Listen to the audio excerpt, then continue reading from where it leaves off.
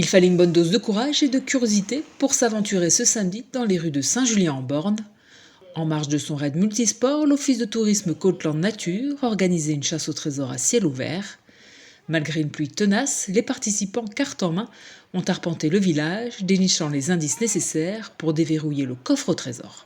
L'Office de tourisme organise, c'est la 3e édition cette année, une journée aventure en Côte-Land Nature. Et donc sur cette journée, il y a 2 événements en un.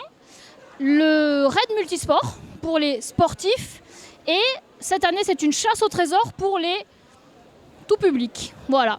Alors cette année, on est surtout parti de la superbe sculpture du berger et son mouton ici sur la grande place devant l'office de tourisme. Et du coup, on est parti du berger. Donc du coup, l'histoire, c'était que le berger, en faisant son petit tour, a perdu ses 9 autres moutons.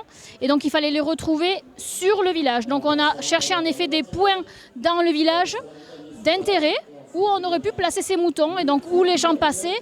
Et on leur apportait une petite information sur le lieu. En duo, en petits groupes, en famille ou entre amis, qu'ils soient habitants du territoire ou accompagnateurs des sportifs, les chasseurs de trésors se sont élancés sur un parcours de plus de 3 km à travers Saint-Julien-en-Born, déterminés à découvrir le trésor. Tous ont relevé le défi avec succès.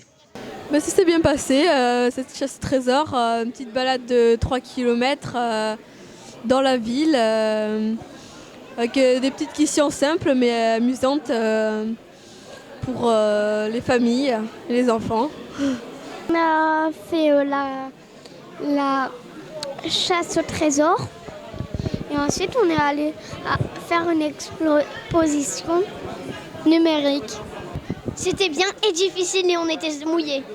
C'était très mignon, ça permet de faire participer les enfants dans des journées où on peut attendre un petit peu.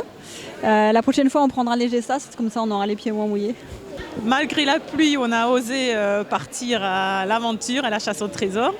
Puis on a découvert un petit peu le village avec son lavoir, son four à pain, ses maisons, la grange, le resto.